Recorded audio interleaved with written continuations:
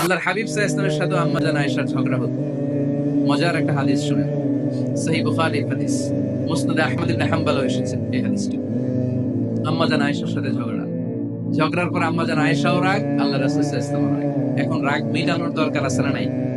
আল্লাহ রাসূল সাল্লাল্লাহু আলাইহি ওয়াসাল্লাম বললেন, আয়েশা চলো মিটমাট করে ফেলি। সুবহানাল্লাহ কইবেন না? চলো মিটমাট করি। ওই মিটমাটার জন্য ওমর রে ডাকি। আম্মা জান আয়েশা বলে, না আমার গলিফ, ওমর খুব মেজাজ ওলা, আমার ডর লাগে। তোমার আব্বারে ডাকি, আব্বারে ডাকেন। আব্বারে ডাকেন। খুশি হয়ে গেছেন আম্মা জান আয়েশা রাদিয়াল্লাহু আনহা। আবু বকর রাদিয়াল্লাহু চলে আসলেন, দাঁড়ালেন। এবার বিষ্ণু ইসা ইসলাম বললেন, তাতাকাল্লিমিন আও আতাকাল্লাম, কি ঘটছে আমাদের মাঝে, তুমি বলবা না আমি বলবো? আম্মা জান আয়েশা বললেন, তাতাকাল্লামু আনতা ওয়ালা তাকুল ইল্লা হাক্কান, আপনিই বলেন তবে সত্য ছাড়া মিথ্যা বললেন না। আবু বকর রাদিয়াল্লাহু তাআলা শুনে রেগে গেলেন, কি এ কেমন কথা তোমার? নবীকে উদ্দেশ্য করে তুমি বলছো সত্য ছাড়া মিথ্যা বলবেন না, নবী কখনো মিথ্যা বলবে নাকি? রেগে মেয়ের গায়ে মেরেছে এক চড়। চোর খেয়ে আম্মা জান আয়েশা উল্টে পড়ে গেলেন। সাইয়েদনা আবু বকর রাদিয়াল্লাহু তাআলা রেগে গড়গড় করতে লাগলেন, আবার মারার জন্য উদ্যত হলেন। আম্মা জান আয়েশা রাদিয়াল্লাহু তাআলা বাঁচার জন্য এবার বিশ্বনবীর পিছনে যে আশ্রয় নিলেন। সুবহানাল্লাহ পড়বেন না? বিশ্বনবী সাইয়েদনা আবু বকরের সামনে দুই হাত মেলে এভাবে দাঁড়িয়ে গেলেন। আল্লাহর হাবিব যখন আম্মা জান আয়েশাকে বাঁচানোর জন্য দুই হাত উঁচু করে দাঁড়িয়ে গেলেন, সাইয়েদনা আবু বকর থেমে গেলেন। সাইয়েদনা আবু বকর এই পরিস্থিতি দেখে ঘর থেকে বের হয়ে ঘরের বাইরে দাঁড়ালেন। এবার আল্লাহর রাসূল সাল্লাল্লাহু আলাইহি ওয়াসাল্লাম আম্মা জান আয়েশাকে তুললেন, বললেন, ইয়া আয়েশা কাইফা রাআইতিনি আনকাসতুকি মিনার রাজুল, দেখলা নাকি কেমন করে আমি তোমার বাবার হাত থেকে তোমারে বাঁচালাম? আজকে আমি যদি সামনে দাঁড়িয়ে না বাঁচাতাম, তোমার বাবা তোমারে একেবারে মেরেই ফেলতো। সুবহানাল্লাহ পড়ে। দেখছো আয়েশা, আমি বাঁচাইলাম তোমারে, আমার সাথে ঝগড়া করো, আমি বাঁচাইলাম। এই কথা শুনে আম্মা জান আয়েশা রাদিয়াল্লাহু তাআলা লজ্জায় পড়ে হেসে দিলেন। সুবহানাল্লাহ পড়বেন না? এত আস্তে সুবহানাল্লাহ। লজ্জায় হেসে দিলেন। বিষ্ণু ইসা ইসলাম এবার হেসে দিলেন। দুইজনের হাসাহাসি শুনে বাইরে থেকে আবু বকর রাদিয়াল্লাহু তাআলা আনহু হাসির আওয়াজ শুনে অবাক, কি রে এতক্ষণ যুদ্ধ এখন আবার হাসি? কেন হাসে দেখার জন্য সাইয়েদনা আবু বকর রাদিয়াল্লাহু তাআলা আনহু ঘরের ভেতরে ঢুকলেন। ঢুকে দেখেন আম্মা জান আয়েশাও হাসে, বিশ্বনবীও হাসে। সাইয়েদনা আবু বকর হেসে দিলেন, আরশের উপর থেকে খুশি হয়ে গেলেন কে? এবার সাইয়েদনা আবু বকর বলেন, ইয়া রাসূলুল্লাহ ইয়া হাবিবাল্লাহ আশরিকানি ফি সিলমিকুমা কামা আশরাকতুমানি ফি হারবিকুমা, নবী গো আপনাদের দুইজনের মধ্যে যুদ্ধ লাগলে যেমনি মিটমাট করার জন্য আপনি আমারে ডাকেন, আপনাদের এই আনন্দ ঘন মুহূর্তগুলোতে শরীক হওয়ার জন্য মাঝে মাঝে আমারে ডাকেন। সুবহানাল্লাহ পড়ো। আপনাদের মধ্যে যুদ্ধ লাগলে সন্ধি করার জন্য যেমনি আমারে ডাকেন, আপনারা যখন আনন্দ ঘন পরিবেশ এরকম খুনসুটি করেন, হাসাহাসিতে মেতে ওঠেন, তখন একটু আমারে ডাকেন। সুবহানাল্লাহ পড়বেন না? দেখেন আল্লাহ রাসূল সাল্লাল্লাহু আলাইহি ওয়াসাল্লাম পৃথিবীর সবচেয়ে শ্রেষ্ঠতম মানুষ, উনাদের পরিবারেও ঝগড়া হতো, কিন্তু এই ঝগড়া কোনোদিন তালাক পর্যন্ত গিয়েছে? কথা বলেন না কেন? আল্লাহর হাবিব সাল্লাল্লাহু আলাইহি ওয়াসাল্লাম তার কোন স্ত্রীকে তালাক দিয়েছেন? প্রায় আম্মা জান আয়েশার সাথে রাগারাগি হতো। আল্লাহর হাবিব সাল্লাল্লাহু আলাইহি ওয়াসাল্লাম বলতেন, আয়েশা কখন তুমি রেগে থাকো সেটাও আমি জানি, কখন তুমি আমার উপর খুশি থাকো সেটাও আমি জানি। ইয়া আয়েশা ইন্নী লা আ'লামু ইযা কুনতি আন্নী রাদিয়া ওয়া ইযা কুনতি আলাইয়া গাদবা, আয়েশা কখন রেগে থাকো তাও বুঝি, কখন খুশি থাকো তাও বুঝি। আম্মা জান আয়েশা বললেন, ইয়া রাসূলুল্লাহ কেমনে বোঝেন? বিশ্বনবী বললেন, তোমার দোয়ার বাক্যগুলো শোনো বুঝি। যখন তুমি আমার উপরে খুশি থাকো তখন দোয়ার সময় তুমি এভাবে বলো, রব্বি মুহাম্মদ, ও মুহাম্মদের রব আপনি আমাদের সব গুনাহ মাফ করে দেন। আর যখন তুমি আমার উপর রেগে থাকো তখন তুমি মুনাজাতের সময় বলো, রব্বি ইব্রাহিম, ইব্রাহিমের রব আপনি আমাদেরকে ক্ষমা করে দেন। তার মানে যখন তুমি রেগে থাকো তখন দোয়ার সময় আমার নামটা মুখে নিতে চাও না। সুবহানাল্লাহ পড়েন। তখন তুমি দোয়ার সময় অন্য নবীর নাম নাও। আম্মা জান আয়েশা বললেন, ইয়া রাসূলুল্লাহ মা আহাজুরু ইল্লা ইসমাক, আমি তো শুধু নামটাই সরাই, আমার মুখ থেকে কেবল আপনার নামটাই সরায় রাখি, আমার হৃদয় থেকে কখনো আপনারে সরাতে পারি না। আমার হৃদয়ে জুড়ে আপনি, মা আহাজুরু ইল্লা ইসমাক, নবী হে আমি শুধু দোয়ার সময় রাগের মাথায় আপনার নামটা বাদ দেই, হৃদয় থেকে তো আপনারে বাদ দিতে পারি না। তোমরা বলবেন না? তার মানে নবীদের ফ্যামিলি তো ঝগড়া এগুলো হতো, কিন্তু এটা তালাক পর্যন্ত গড়াতো না, ঠিক কিনা? তাহলে এখন থেকে আমাদের এই স্লোগান নিতে হবে যে ঝগড়া করলেও আমরা ডিভোর্সের দিকে যাব না। পারা যাবে? আর একজন রেগে গেলে আরেকজনকে চুপ থাকতে হবে। ভাবি রেগে গেলে আপনি চুপ, পারবেন? পারবেন না? ইনশাআল্লাহ। যারা বিয়ে করে না এরা ইনশাআল্লাহ, আর বাকিরা চুপচাপ। আওয়াজ করে পড়েন না ইনশাআল্লাহ। তাহলে প্রথমে স্যাক্রিফাইস, তারপর ঝগড়া করা যাবে না। 3 নাম্বার, দাম্পত্য জীবনের কোনো গোপন কথা অন্যের কাছে শেয়ার করা যাবে না। হাদিসে এসেছে, এটাকে বলা হয়েছে আ'যামুল আমানা, এটা সবচেয়ে বড় আমানত। যারা দাম্পত্য জীবনের একান্ত বিষয় কারোর সাথে শেয়ার করে তারা সবচেয়ে বড় কবিরা গুনাহ করে। আশরারুন নাস বলেছেন বিশ্বনবী এদেরকে, সবচেয়ে নিকৃষ্ট মানুষ। ইয়াউমাল কিয়ামাতি মানজিলাতান, আল্লাহর কাছে কিয়ামতের দিন সবচেয়ে নিকৃষ্ট হয়ে দাঁড়াবে ওই দম্পতি, ওই নারী কিংবা ওই পুরুষ। তুফদি ইলা যাওজিহি ওয়া ইউফদি ইলা যাওজিহা সুম্মা ইউবশিরু সিররাহা, তারা একান্ত সময়ে ফিজিক্যাল ইন্টিমেসিতে যা করে এটা পরে মানুষের কাছে বলে বেড়ায়, এরকম আছে না নাই? খবরদার, এটা বড় কবিরা গুনাহ। অনেক বোনরা একসাথে হলে দাম্পত্য জীবনের বিভিন্ন গোপন বিষয় নিয়ে কথা বলে, আছে না নাই? অনেক পুরুষরা একে অপরের সাথে, বন্ধুদের সাথে বিভিন্ন বিষয় নিয়ে শেয়ার করে, এটা এমন ওইটা এমন, এগুলো বলা যাবে? আসসিবাউ হারাম। দাম্পত্য জীবনের সব বিষয়, স্বামীর সব বিষয় স্ত্রীর কাছে আমানত, স্ত্রীর সব বিষয় স্বামীর কাছে আমানত রেখেছে কে? দাম্পত্য জীবনের এই প্রাইভেট লাইফের কোনো কিছু কিয়ামত পর্যন্ত অন্যের কাছে প্রকাশ করাকে হারাম ঘোষণা করে দিয়েছে কে? এজন্য খবরদার আমার বোনেরা, একসাথে মহিলারা হলে পেটের কথা পিঠের কথা সব বের করে দেয়, আছে না নাই? কিছু থাকে না, সব বের হয়ে যায়। খবরদার, সব বললেও দাম্পত্য জীবনের কোনো কথা শেয়ার করা যাবে? আমার ভাইরা খবরদার, আপনাদের দাম্পত্য জীবনের কোনো কথা আপনার বন্ধুর সাথে শেয়ার করতে পারবেন না। এগুলো ফ্যামিলির শান্তি নষ্ট করে, দাম্পত্য জীবনের সুখকে নষ্ট করে। তাহলে 3 নাম্বার, প্রাইভেসি বজায় রাখবেন, এটা দুজনেরই দায়িত্ব। 4 নাম্বার, অহেতুক সন্দেহ পরিহার করুন। অনেক স্ত্রী আছে হাজবেন্ডের খালি সন্দেহ করে, এই ওদিকে তাকাই লাগেন, ওই মেয়ের দিকে তাকাই লাগেন, মোবাইল দেখি, মোবাইল দাও, ফেসবুকের পাসওয়ার্ড দাও, টুইটার দেখি মেসেঞ্জারে কার সাথে চ্যাট করছ, এই অফিসের ফাইল দেখি, এই এটা দেখি, এই তোমার ইনবক্স চেক করবো, এদিকে দাও, আছে না নাই? এই সন্দেহ ঘরটারে জাহান্নামের টুকরা বানিয়ে ছেড়েছে। অহেতুক সন্দেহ করবেন না। আবার ভাইরা ভাবিদেরকে অহেতুক সন্দেহ করবেন, এই ওদিকে গেলা কেন, ওদিকে তাকাইলা কেন, এটা করলা কেন, ওইটা করলা কেন, দেখি তোমার মোবাইল, তোমার মোবাইলের গ্যালারি দেখি, লক করে রাখছো কেন, লক খোলো, আছে না নাই?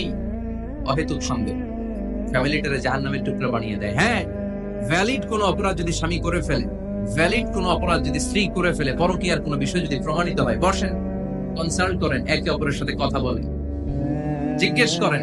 কিন্তু অহেতুক, আমি অনেক ফ্যামিলি এরকম দেখেছি, আমার কিছু বন্ধুকেও আমি দেখেছি যে এদের অবস্থা খুব খারাপ, খালি সন্দেহ করে, আছে না নাই? সন্দেহের রোগটা বড় রোগ, এই রোগ থেকে বেরিয়ে আসতে হবে, অহেতুক সন্দেহ করা যাবে। 5 নাম্বার, হাজবেন্ড ওয়াইফের দায়িত্ব হচ্ছে একে অপরের সহযোগী হতে হবে, সহকর্মী। আল্লাহর জান্নাত পাওয়ার ক্ষেত্রে একে অপরের সহযোগী। আপনি একা জান্নাতে যাবেন, ভাবি জাহান্নামে, এটা আপনি চান?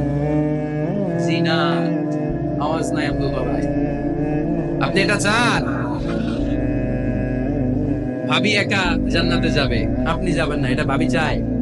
চান। তাহলে গেলে একসাথেই যান না, একসাথেই যান, একসাথেই যাবেন, আলাদা না। এজন্য আল্লাহর আনুগত্যে, আল্লাহর ইবাদতে, দাম্পত্য জীবনে একে অপরের সহযোগী হতে হবে। স্বামী ভুল করলে স্ত্রী সুন্দর করে শুধরে দিবে, স্ত্রী ভুল করলে স্বামী শুধরে দিবে। ফজরের সময় স্ত্রী হাজবেন্ডকে ডেকে দিবে, উঠতে না চাইলে ঠান্ডা পানির ছিটা দিবে।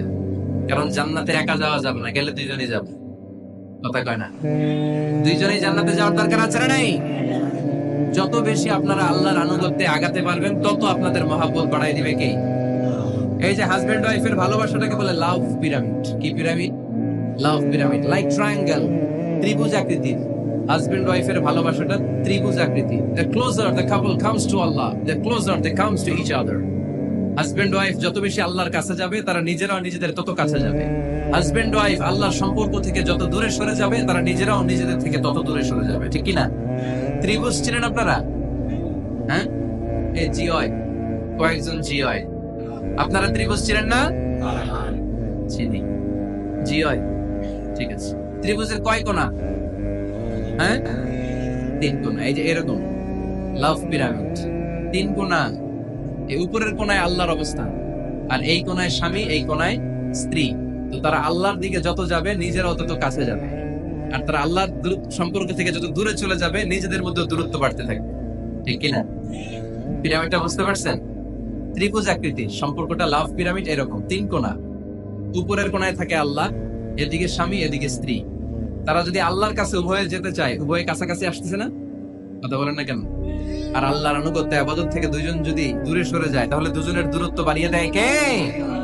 এজন্য স্বামী হবে স্ত্রীর সহযোগী, সহকর্মী। নামাজের সময় একে অপরকে ডেকে দিবেন, মোবাইলে অ্যালার্ম দিয়ে রাখবেন। স্বামী স্ত্রীর ডাকেন, স্ত্রী স্বামীরে ডাকেন। স্বামী স্ত্রীকে কোরআন তেলাওয়াত শোনাবেন, স্ত্রী স্বামীরে কোরআন তেলাওয়াত শোনাবেন। ফ্যামিলিটারে জান্নাতি ফ্যামিলি বানায় দিবে কে? তাহলে এই পাঁচটার দায়িত্ব কালেকটিভ রেসপন্সিবিলিটি, স্বামীর উপর বর্তায়, স্ত্রীর উপর বর্তায়। এগুলো মেনে চললে দাম্পত্য জীবন সুখকর করে দিবে কে? মনোযোগ আছে? কষ্ট হচ্ছে? এবার আমরা হাজবেন্ডের দায়িত্ব শুনি। হাজবেন্ডের প্রথম দায়িত্ব হচ্ছে, হাজবেন্ড হচ্ছে caretaker of the family, in charge, protector. আর রিজালু কাওয়ামুনা আলান নিসা। আল্লাহ বললেন স্বামী হলো তার স্ত্রীর ইনচার্জ, প্রোটেক্টর। স্ত্রীকে সুরক্ষা দিবে, স্ত্রীকে টেক কেয়ার করবে, স্ত্রীর দায়িত্বে থাকবে। এই দাম্পত্য জীবনের দুইজনের সংসারকে, সংসারের মধ্যে স্বামীকে দায়িত্বশীল বানিয়েছে কে? পুরুষ দায়িত্বশীল। পুরুষ কখনো নারীর ক্ষতি করে না, সুপুরুষ নারীর ক্ষতি করে না, ঠিক কিনা? গোটা পুরুষ সমাজ নারী সমাজের সুরক্ষা দিবে। যেগুলো নারীকে একান্তে পেলে রেপ করে, যে ঢাকা বিশ্ববিদ্যালয়ে একটা রেপের ঘটনা ঘটছে না, যে এই বেয়াদবটা এই কাজ করেছে, এটা কি পুরুষ না কুপুরুষ? এটা কি সুপুরুষ না কুপুরুষ?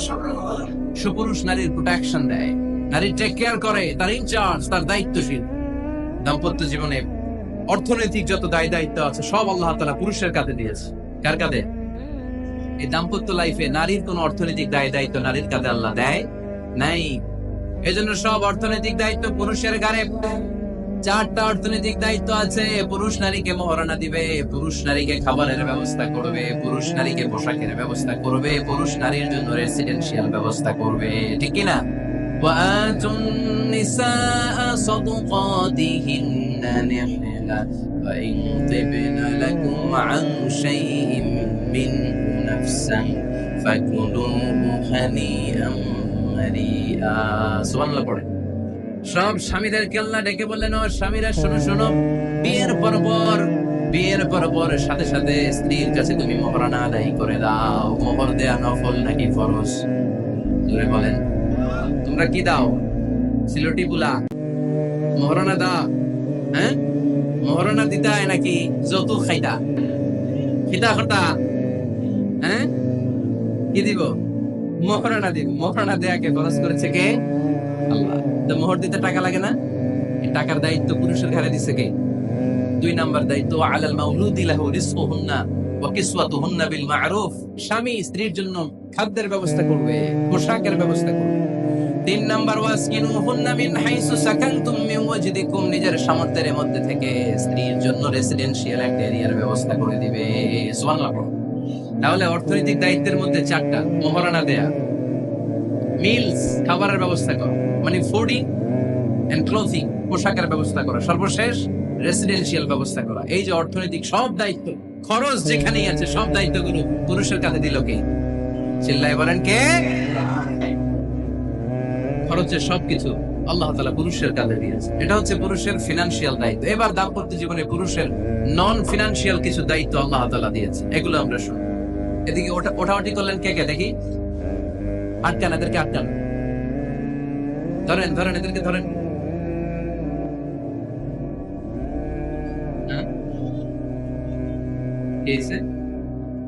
শেষ করে দেব? খিতা কয়টা? হ্যাঁ, জোরে মাতো। চলবে চলবে? হ্যাঁ, তাকবীর পরেন তো দেখি। যারা চলবে বলতেছেন লিল্লাহি তাকবীর।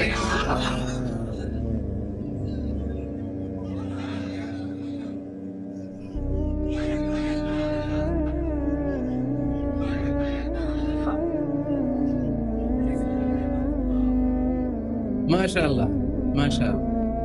এবার দাম্পত্য জীবনে নন ফিনান্সিয়াল পুরুষের যে দায়িত্ব আছে সেটা আমরা শুনবো। 1 নাম্বার দায়িত্ব হচ্ছে স্বামীর উচিত স্ত্রীর সাথে ভালো আচরণ করা। ভালো আচরণ করেন তো আপনারা? জি হয়। এই শুধু উনি করে, বাকিরা খিতা করতা, মারামারি করতা নেই, খিতা করতা। হ্যাঁ, সালাম দিবেন, স্ত্রীকে কি দিবেন? আল্লাহ বললেন, ওয়া আশিরুহুন্না বিল মা'রুফ। স্ত্রীর সাথে কোমল ভাষায়, ভালো শব্দে, ভালো বাক্যে, ভালো কথা বলো। স্ত্রীর সাথে খারাপ আচরণ করো না। স্ত্রীকে দেখলে তুমি মুচকি হাসি দাও। অনেক স্বামী আছে কখনো স্ত্রীকে দেখলে মুচকি হাসি দেয় না, চেহারাটা বাংলা পাসের মতো এরকম করে রাখে, আছে না নাই? দৌলতপুরের লোকের অবশ্য অনেক ভালো, এই যে সবার মুখে হাসি, মুচকি হাসি। হাসেন তো, মুচকি হাসি দেন তো একটা, আওয়াজ করলে মুচকি হাসি হয় নাকি? এটা মুচকি হাসি, দাঁত দেখা যাবে না, সাউন্ড হবে না, শুধু এখানে একটু এক চিলতে হাসির একটা ঝলক করবে, এটা বলে মুচকি হাসি। কেন রাসূলুল্লাহ সাল্লাল্লাহু আলাইহি ওয়াসাল্লাম আকসারু তাবাসসুমান, আল্লাহর হাবিব সাল্লাল্লাহু আলাইহি ওয়াসাল্লাম সব সময় মুচকি হাসতেন। অনেকে আছে চেহারা গোমরা করে রাখে, জীবনেও হাসে না, এরকম আছে না নাই? দেখছেন এরকম আছে? এলাকায় তো নাই না? আছে। হাসবেন, হাসবেন। মুচকি হাসতে পয়সা লাগে না, পয়সা লাগে, এজন্য হাসবেন। আল্লাহর হাবিব সাল্লাল্লাহু আলাইহি ওয়াসাল্লাম বলেছেন ফাস্তাউসু বিন-নিসাই খায়রা, নারীর সাথে ভালো আচরণ করো। নারীদেরকে বাঁকা পাজরের হাড় দিয়ে তৈরি করা হয়েছে, এই হাড়কে সোজা করতে গেলে ভেঙে যাবে, রেখে দিলে বাঁকাই থেকে যাবে। তো কি করতে হবে? ফাস্তাউসু বিন-নিসাই খায়রা, কোমল আচরণ করো। আবার আল্লাহর হাবিব সাল্লাল্লাহু আলাইহি ওয়াসাল্লাম বললেন রিফকাম বিল কাওয়ারিন, নারীদেরকে কাচের তৈজসপত্র, বাসনের সাথে, গ্লাসের সাথে আল্লাহর হাবিব সাল্লাল্লাহু আলাইহি ওয়াসাল্লাম তুলনা করলেন। কাচের তৈজসপত্র, কাচের গ্লাস, কাচের প্লেট যেমনি আস্তে তুলতে হয়, আস্তে রাখতে হয়, নারীদের সাথে এরকম কোমল আচরণ করার আদেশ দিয়েছে কে? কাচের গ্লাস, তৈজসপত্র, জগ কিভাবে রাখেন আপনারা? খুব জোরে এরকম থাপাস করে নাকি? ওঠানোর সময় থাপাস করে উঠান? খুব স্মুথলি, স্মুথলি এটা ধরতে হয়, স্মুথলি এটা রাখতে হয়। যেমনি নারীদের সাথেও স্মুথলি আচরণ করবেন। নারীদেরকে যত আপনি কোমল মোলায়েম ভাষায় কথা বলতে পারবেন, তারা তত আপনার কথা শুনবে। যত সুন্দর সুন্দর কথা, নারীকে স্ত্রীকে বলবেন তুমি আমার সব, তুমি আমার কৈতরী, তুমি আমার টুনটুনি, তুমি আমার ময়না পাখি, তুমি আমার সোনা পাখি, ওই যে কয় কলিজা, তার মানে প্র্যাকটিস চলে বাসায়। আর কি ডাকেন? ভাবিরে কি ডাকেন বলেন? জান,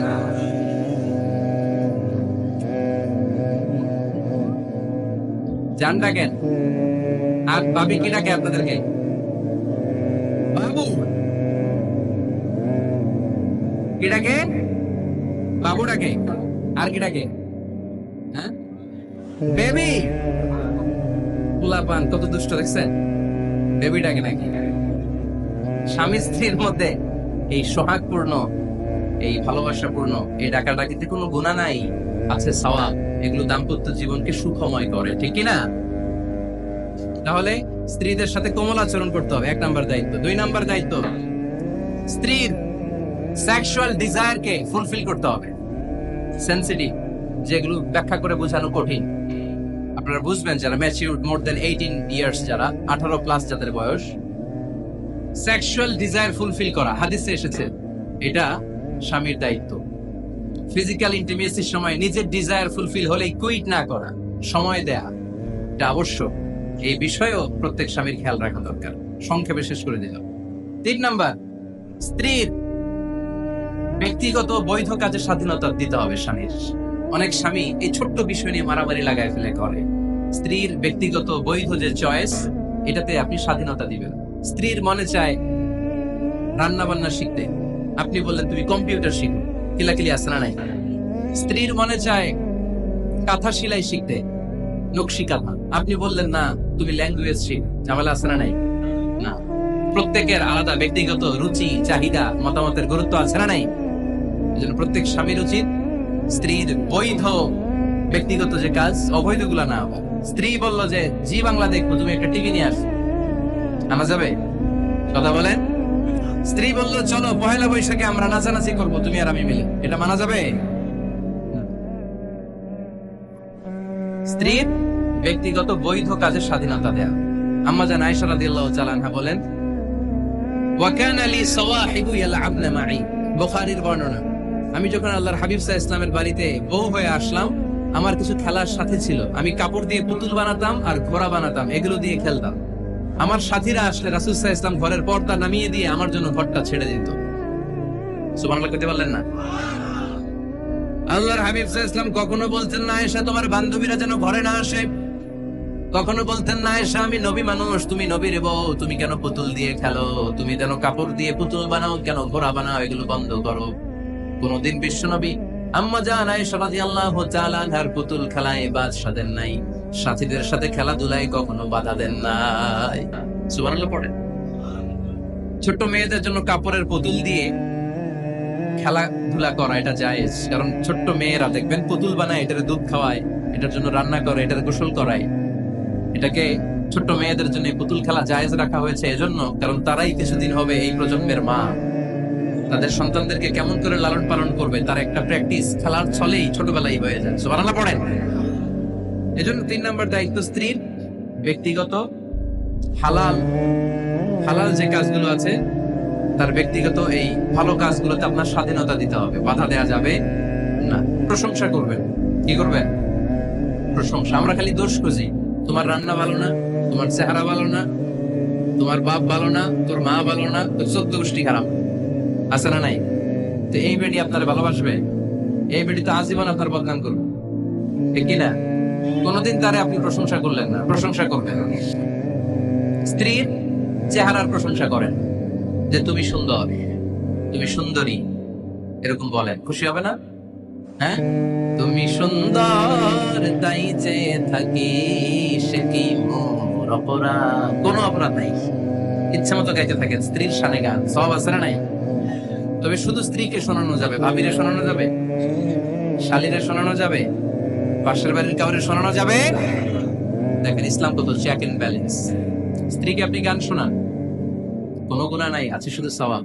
তাহলে 4 নম্বর পয়েন্ট হচ্ছে এপ্রিসিয়েশন।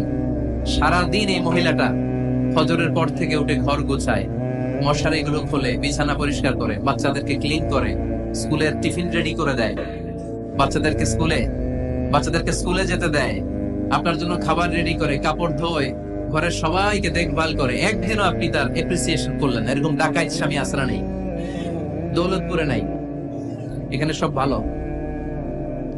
এপ্রিসিয়েট করবেন। আমরা ভুলে যাই, একটা থ্যাঙ্কস দিতে ভুলে যাই, একটা জাযাকিল্লাহ, আল্লাহ তোমাকে জাযা দেখ, এটাও বলি না।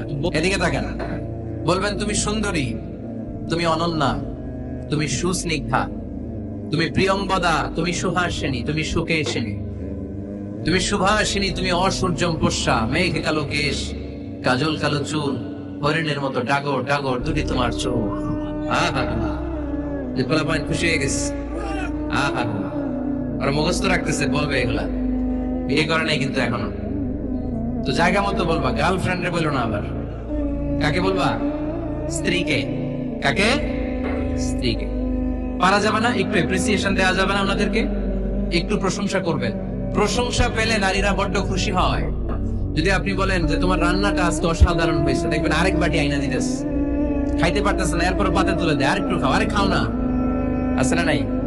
ওই যে প্রশংসা করছেন, খুশি হয়ে গেছে। তো আপনি 10,000 টাকার বান্ডিল দিয়ে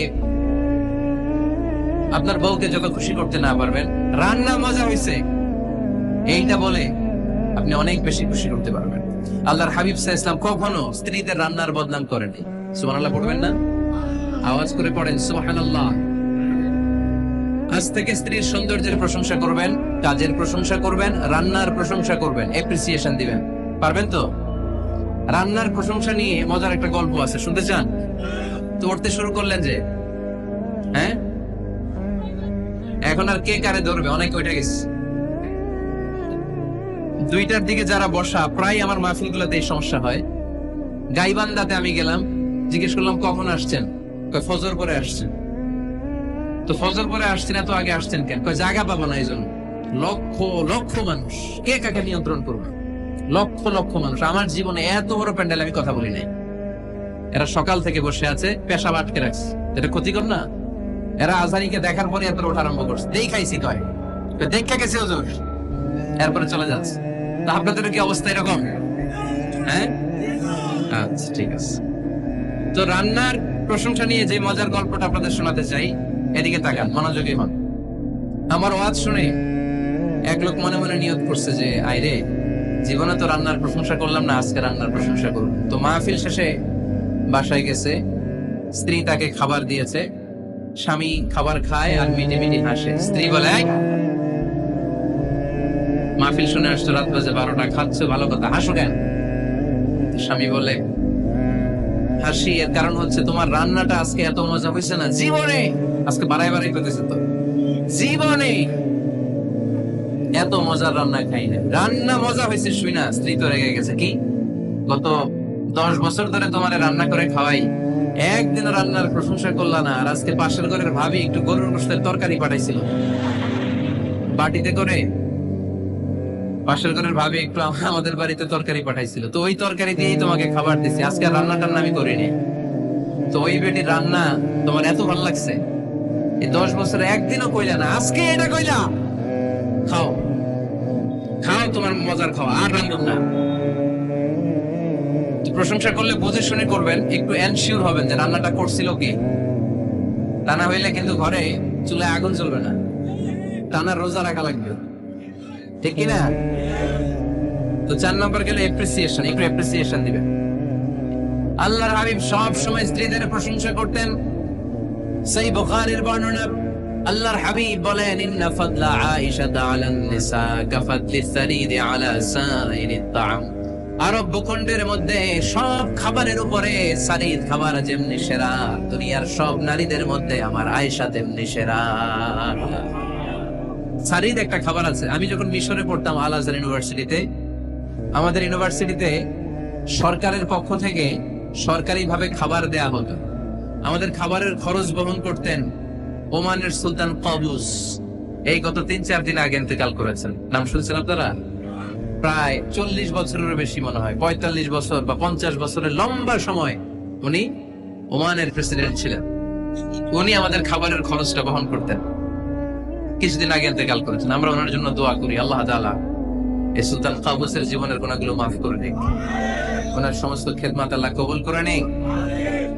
তো আমাদের আল আজহার ইউনিভার্সিটির হোস্টেলে ঈদের দিন একটা খাবার দিত, এটার নাম ছিল সারিদ। রুটি আর গোশত এগুলোকে ম্যাশড করে একটা স্তর বানাতো, এটা কেটে কেটে আমাদেরকে দিত। এটাকে বলে সারিদ। আরব দেশের সবচেয়ে দামি খাবার। আমাদের দেশে যেমনি পোলাও, গরুর রেজালা, রোস্ট, এগুলো খুব উন্নত খাবার ধরা হয়, বিয়েতে সার্ভ করা হয়। আরব দেশে ওটাকে বলে সারিদ, শ্রেষ্ঠ খাবার। আল্লাহর হাবিব বললেন, সব খাবারের মধ্যে যেমনি সারিদ সেরা, নারী কুলের মধ্যে তেমনি আমার আয়েশা সেরা। দেখেন কেমনে এপ্রিসিয়েট করতেন। আম্মা জান আয়েশাকে তিনি সব সময় আদর করে হামায়রা বলে ডাকতেন। হামায়রা মানে লাল সুন্দরী গো। কি সুন্দরী? আম্মা জান আয়েশা রেগে গেলে গাল দুটো আনার ফলের মতো লাল হয়ে যেত, এজন্য ডাকতেন, ও আমার লাল সুন্দরী গো। সুবহানাল্লাহ কইতে পারলেন না?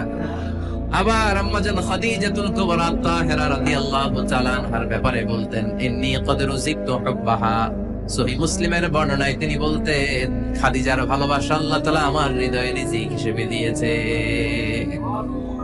আওয়াজ করে পড়েন আল্লাহু আকবার। তো এজন্য এপ্রিসিয়েট করবেন। 5 নাম্বার হচ্ছে আপনার ভালোবাসা স্ত্রীকে প্রকাশ করুন। এক ছাদের নিচে আজীবন বসবাস, 20 বছর হয়ে গেছে এদের সংসার, একদিনও মুখ ফুটে বলতে পারে নাই তোমারে ভালোবাসি। পারছেন? হ্যাঁ, কে কে পারছেন? দেখি হাত তোলেন। হাত অর্ধেক তুলে আবার নামায়, ভেজাল আছে, ঠিক কিনা? ভালোবাসি বলছিলেন? কারে বলছিলেন? ভাবিকে না গার্লফ্রেন্ডকে? হ্যাঁ, স্ত্রীকে বলবেন, নিজের স্ত্রীকে বলবেন আই লাভ ইউ। কি বলবেন? কথা বুঝে না বোধহয়। কি বলবেন? সবাই বলেন। কি বলবেন? মুরব্বী একজনও কয় না। তো এতদিন কইছি না, অমনও কম না। তিরমিজির বর্ণনা দেখেন, বিশ্বনবী যে আই লাভ ইউ বলতে তার দলিল শুনেন। সাহাবারা জিজ্ঞেস করলেন, ইয়া রাসূলুল্লাহ, মান আহাব্বুন নাস ইলাইক? ও নবী, কারে সবচেয়ে বেশি ভালোবাসেন? Who do you love the most? নবী, কাকে সবচেয়ে বেশি লাভ করেন আপনি? সাহাবারা প্রশ্ন করলেন, ইয়া রাসূলুল্লাহ, কাকে লাভ করেন বেশি? আল্লাহর হাবিব সাল্লাল্লাহু আলাইহি ওয়াসাল্লাম বললেন, আয়েশা, আয়েশা রে। সুবহানাল্লাহ কইবেন না? সাহাবারা বললেন, ওমিনার রিজাল, পুরুষদের মধ্যে কারে বেশি পছন্দ করেন? বিশ্বনবী বললেন, আবু আয়েশার বাবারে। সাইয়েদনা আয়েশা রাদিয়াল্লাহু তাআলা আনহার বাবার নাম কি? আবু বকর। কি নাম? আবু। আল্লাহর হাবিব সাল্লাল্লাহু আলাইহি ওয়াসাল্লাম বললেন, সবচেয়ে বেশি লাভ করি আয়েশাকে। সাহাবারা বললেন, ওমিনার রিজাল, পুরুষদের মধ্যে কারে বেশি লাভ করেন? আল্লাহর হাবিব সাল্লাল্লাহু আলাইহি ওয়াসাল্লাম বললেন, আয়েশার বাবারে। সুবহানাল্লাহ পড়েন। আম্মা জান আয়েশাকে বিশ্বনবী এত ভালোবাসতেন। আম্মা জান আয়েশা পেয়ালার যেইখানে ঠোঁট লাগিয়ে দুধ পান করতেন, বিশ্বনবী পেয়ালার ওই জায়গাটা খুঁজে খুঁজে ওই জায়গায় ঠোঁট লাগিয়ে দুধ পান করতেন। আম্মা জান আয়েশা রাদিয়াল্লাহু তাআলা না গোশত খেয়ে হাড্ডি চষে হাড্ডিটা রেখে দিলে বিশ্বনবী আম্মা জান আয়েশার চষা হাড্ডিটা মুখে নিয়ে আবার চষতে শুরু করে দিতেন। পড়েন সুবহানাল্লাহ। দুইজন একসাথে এক বালতি থেকে পানি নিয়ে গোসল করতেন। পড়েন আল্লাহু আকবার। তাহলে এভাবে ভালোবাসা প্রকাশ করতে পারবেন তো? 6 নাম্বার স্বামীর দায়িত্ব হচ্ছে গৃহস্থালী ছোটখাটো যে কাজ আছে এই কাজগুলোতে হেল্প করা। আমরা অনেক সময় এগুলোর লজ্জা মনে করি। আল্লাহর হাবিব সাল্লাল্লাহু আলাইহি ওয়াসাল্লাম আমাদের মডেল। আল্লাহর হাবিব সাল্লাল্লাহু আলাইহি ওয়াসাল্লাম ঘরের কাজে সাহায্য করতেন। আপনারা এইভাবে ওটা শুরু করলেন? হ্যাঁ, বউকা বসেন বসেন বসেন, শেষ করে দিচ্ছি আর 10 মিনিট, বসেন। আল্লাহর হাবিব সাল্লাল্লাহু আলাইহি ওয়াসাল্লাম ঘরের কাজে সাহায্য করতেন। আপনারা ঘরের কাজে সাহায্য করেন তো? আম্মা জানা এসে বলেন বিশ্বনবী নিজ হাতে জুতা সেলাই করেছেন, নিজ হাতে জামা সেলাই করেছেন। মুসনাদে আহমদ ইবনে হাম্বলের বর্ণনা, আল্লাহর রাসূল সাল্লাল্লাহু আলাইহি ওয়াসাল্লাম দুধ খেতে মন চাইলে নিজ হাতে ছাগলের দুধ দহন করেছেন। সুবহানাল্লাহ। নিজে আটার খামির বানাতেন, আম্মা জান আয়েশা চুলায় সেকা দিতেন। আবার আম্মা জান আয়েশা রাদিয়াল্লাহু তাআলা আনহা আটার খামির বানাতেন, বিশ্বনবী এটা চুলায় সেকা দিতেন। সুবহানাল্লাহ পড়েন। দুধ খেতে চাইলে নিজ হাতে বিশ্বনবী ছাগির ওলান থেকে দুধ দহন করে আম্মা জান আয়েশার কাছে এনে দিয়ে দিতেন। সুবহানাল্লাহ পড়েন। তাহলে ঘরের কাজে সহায়তা করবেন, ঘরের কাজে সহায়তা। 7 নাম্বার হালাল এন্টারটেইনমেন্ট, হালাল বিনোদন, এটা ইসলাম জায়েজ রেখেছে। অনেকে আমরা বিনোদনটাকে হারাম মনে করি, এরকম আছে না নেই? হ্যাঁ, বিনোদন দুই ধরনের, একটা হারাম এন্টারটেইনমেন্ট আর একটা হচ্ছে হালাল এন্টারটেইনমেন্ট। আম্মা জান আয়েশা রাদিয়াল্লাহু তাআলা আনহাকে নিয়ে মরুভূমিতে দৌড়াদৌড়ি করতেন। ভাবির সাথে দৌড়াদৌড়ি করছেন কারা কারা? দেখি হাত তোলেন। হ্যাঁ, দৌড়াদৌড়ি করছেন কোথায়? যৌতুকের লাগে হেঁটে দৌড়াইছেন?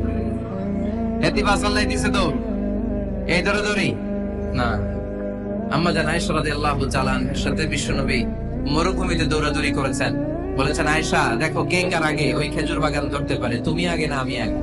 একবার বিশ্বনবী জিতলেন, তার 7 বছর পরে প্রথমে আম্মা জান আয়েশা রাদিয়াল্লাহু তাআলা আনহা দৌড়ে জিতলেন। তার 7 বছর পরে বিশ্বনবী জিতে আম্মা জান আয়েশাকে হারায় দিলেন। পড়েন সুবহানাল্লাহ। ঈদের দিন আম্মা জান আয়েশাকে হাবাসী সাহাবাদের তীর আর বল্লম দিয়ে যে খেলা চলতে, এই খেলা দেখাতেন। সুবহানাল্লাহ পড়েন। বিশ্বনবী খেলা দেখাতেন আম্মা জান আয়েশাকে। এই হচ্ছে স্বামীর দায়িত্ব। হালাল এন্টারটেইনমেন্ট আপনি করতে পারবেন। বসেন, দোয়া করে দিচ্ছি, বসেন। বুঝতে পারছি অনেক আগে আসছেন আপনারা। বসেন, বসে যান, এখনই দোয়া হচ্ছে। বসেন বসেন বসেন বসেন, এখনই দোয়া করো। বসে যান, বসে যান। বউকা মাদ্রাসার বিল্ডিং এর কন্ট্রাক্টরের জন্য দোয়া চেয়েছেন, আমরা দোয়া করি আল্লাহ কবুল করুন। আমার ছেলে মেয়ের বিয়ের বয়স হয়ে গেল, পরিবারে বিয়ের কথা বলতে পারি না, লজ্জায়। আহারে কি কষ্ট। মনে করি পরে করে, এটা বললে তারা বলবে এখনো বয়স হয় নাই বিয়ের, পরিবার থেকে বিয়ের কথা চিন্তা করে না। এ ব্যাপারে কিছু বলুন। কিছু বললাম। এই সমস্যা পুরো বাংলাদেশের। ছেলে মেয়েদেরকে সময় মতো বিয়ে দেয় না। ইউটিউবে এই নিয়ে আমার কথাবার্তা পাবেন, শুনে নিয়ে। ছেলের বাবা মেয়ের বাবাদেরকে বলি, ছেলে মেয়েরা উপযুক্ত হলে বিয়ে দিয়ে দেন। বিয়ে না দিলে যৌবনের তারুণায় যত পাপ করবে, এই পাপগুলো মা বাবার কাছেও আসরা নেই। আচ্ছা, 8 নাম্বার স্বামীর দায়িত্ব হচ্ছে, স্বামীর দায়িত্ব বলেই এখন দোয়া। স্ত্রীর মতামতের গুরুত্ব দিবেন। অনেক স্বামী আছে বাজার করতে গেলে নিজের যেটা মন চায় ওইটাই কিনে, আসরা নেই। নিজে গরু খাবে, খাসি খাবে, খালি ওইটাই কিনে। আপনার বউ হয়তো পছন্দ করে আচার, পছন্দ করে জলপাই, আমড়া, এগুলো আনে না, আসরা নেই। খোঁজ খবর নিবেন। অনেকে ফ্ল্যাট কিনতে মনে চায়, হুট করে কিনে ফেলে না। ভাবির জিজ্ঞেস করবেন কোন দিকে কিনলে ভালো হয়, ওয়াশরুমটা কোন দিকে দিতে হবে, কিচেনটা কোন দিকে দিলে সুবিধা, জানালাগুলো কোথায় দিলে সুবিধা, এগুলো সব ডিসাইড করে নিবেন। এই কারণেই দাম্পত্য জীবনে সুখ নাই। 9 নাম্বার, একসাথে সময় কাটাবেন। 6 মাসের বেশি কোন লোক তার স্ত্রীর অনুমতি ছাড়া বাইরে যে প্রবাস জীবন কাটাতে পারবে না। এদেশের অনেক লোক প্রবাসে সময় কাটায়। 6 মাসের বেশি স্ত্রীকে রেখে দিয়ে কোনো হাজবেন্ড বিদেশে থাকতে পারবে না। সিলেটিরা লন্ডনে থাকে, 6 মাস পরে আসতে হবে, ঠিক কিনা? সর্বশেষ কথা হচ্ছে, স্ত্রীর জন্য দোয়া করবেন। স্বামীর পক্ষ থেকে স্ত্রীর জন্য দোয়া, এটার গুরুত্ব আছে না নাই? বিশ্বনবী তার স্ত্রীর জন্য দোয়া করতেন। স্ত্রীর জন্য দোয়া করবেন, রব্বানা হাব লানা মিন আজওয়াজিনা ওয়া যুররিয়াতিনা কুররাতা আ'য়ুন ওয়াজআলনা লিল মুত্তাকিনা ইমামা। ও আল্লাহ, আমার স্ত্রীদেরকে, আমার সন্তানদেরকে আমার চক্ষু শীতলকারী বানিয়ে দেন। পড়েন আমিন। আল্লাহ আমার স্ত্রীকে এমন বানান, স্ত্রীকে দেখলেই যেন আমার হৃদয়টা প্রশান্ত হয়, আমার চোখ যেন জড়িয়ে যায়। এই 10টা দায়িত্ব স্বামীর সুখী দাম্পত্য জীবনের জন্য। স্ত্রীর দায়িত্ব আজকে বলার সুযোগ হলো না, অন্য কোথাও অন্য কোনো মাহফিলে এই বিষয় নিয়ে আলোচনা করব, যে একটা সুখী দাম্পত্য জীবনের জন্য স্ত্রীকে আল্লাহ কি দায়িত্ব দিয়েছে। এই দায়িত্বগুলো আপনারা ইউটিউব থেকে শুনে নেবেন। আপনারা সবাই ভালো থাকুন, সুস্থ থাকুন, সুন্দর থাকুন।